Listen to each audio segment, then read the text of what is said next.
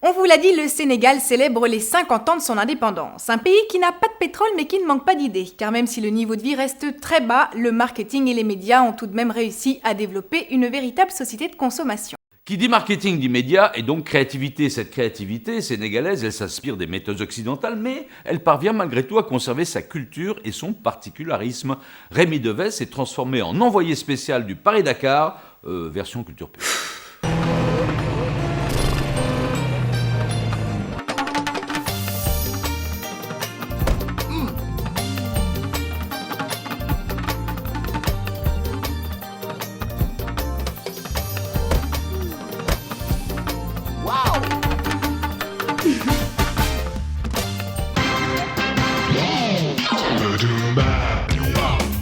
Le Sénégal, 14 millions d'habitants, un pays situé à la pointe ouest de la Corne africaine, a célébré ce 4 avril le 50e anniversaire de son indépendance.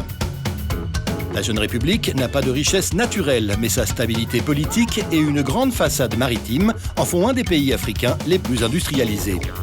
La présence de nombreuses multinationales françaises, américaines et depuis peu chinoises contribue au développement du pays et de son marché publicitaire, également dopé par l'arrivée récente des chaînes de télévision privées. Le marché croît parce que les médias se sont développés. En 2004-2005, il y avait une ou deux chaînes. Aujourd'hui, on se retrouve avec 6 chaînes.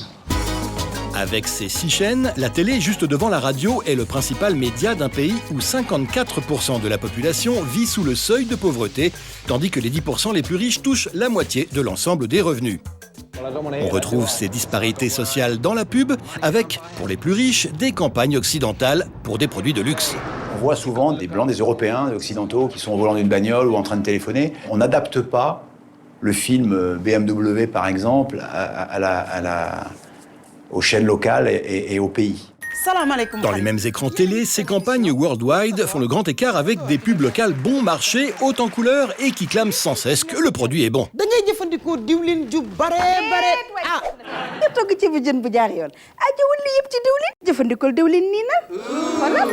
Au Sénégal, pour certains produits, il faut forcément que la femme soit dans son univers boubou, vraiment traditionnel. C'est beaucoup la femme qu'il y avait dans la pub en France il y a 30-40 ans, femme au foyer. Femme qui s'occupe de sa famille, qui s'occupe de son mari, qui fait la cuisine, qui va au marché. Ces films colorés forment le gros bataillon des productions locales, presque tout au service du principal secteur de la pub sénégalaise, l'alimentaire. On reste encore sur un marché où ce sont les marques alimentaires qui forment le gros des investissements. Les mobiles coach sont là pour vous présenter les plus d'orange. Mais depuis peu, un nouveau secteur très concurrentiel et lui aussi très populaire dynamise le marché, les télécoms. On a connu à l'arrivée d'Orange un gros bouleversement sur le marché. A suivi derrière le numéro 2, Tigo. Effectivement, eux, ils ont boosté le marché. Ils sont arrivés avec des moyens qu'on ne connaissait pas avant sur le marché. Le réseau Tigo vous accompagne partout au Sénégal. Surfant sur le succès de la téléphonie mobile, les agences de pub ont enfin pu montrer leur savoir-faire. Africa. Résultat, entre les grosses campagnes occidentales diffusées sur les bouquets satellites Africa. Et les premières véritables créations locales, les Sénégalais ont commencé à développer leur propre culture pub. Africa. Les Sénégalais sont sensibles à la publicité parce que c'est quelque chose qu'ils aiment et ils sont attentifs à cela. Et ils attendent souvent à ce qu'on leur propose des pubs de qualité. Surtout les jeunes qui ont accès au câble, qui voient un peu les publicités internationales, ils deviennent de plus en plus critiques. Ils essayent de comparer, ils trouvent que c'est plus original ici. Bon, en général, ils sont beaucoup plus critiques. Donc nous, ça nous motive à être encore plus créatifs. Mais la principale contrainte ici, ce sont les budgets qui vont de 2 000 à 20 000 euros pour un film, ce qui impose d'être simple et basique. La pub, plus qu'ailleurs, ici, ça doit être très très simple. Plus c'est simple, plus ça marche. Ici, c'est même vital. Et sans doute, pour que les annonceurs aient le sentiment d'en avoir pour leur argent, la pub sénégalaise a souvent recours à un subterfuge, le publi-reportage.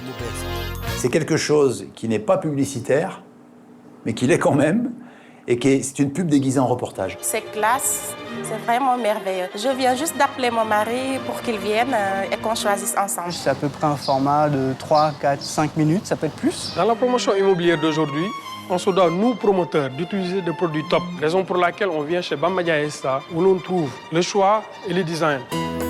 Autre question, dans un pays de confession musulmane à plus de 90%, jusqu'où la publicité peut-elle aller dans la représentation des femmes, par exemple? Je suis heureux, car mes amis sont toujours là pour me sortir des situations difficiles. Tu ne peux pas faire une pub avec une femme à la plage, quoi, comme ça, en maillot. Code vestimentaire, par exemple, on ne monte pas les genoux. Toujours sobre, pas trop sexy, pas trop vulgaire, pas trop... voilà. Mais si la religion impose certains codes à la pub, cette dernière n'hésite pas à mélanger profane et sacré d'une façon qui serait qualifiée de véritable anathème chez nous. Nous ne pouvons que vous dire merci et confier la réussite de votre structure au Dieu qui a pris rendez-vous avec nous ici. Eh oui, au Sénégal, les marques s'immiscent dans les pèlerinages religieux. Celui des catholiques à Pomponguine.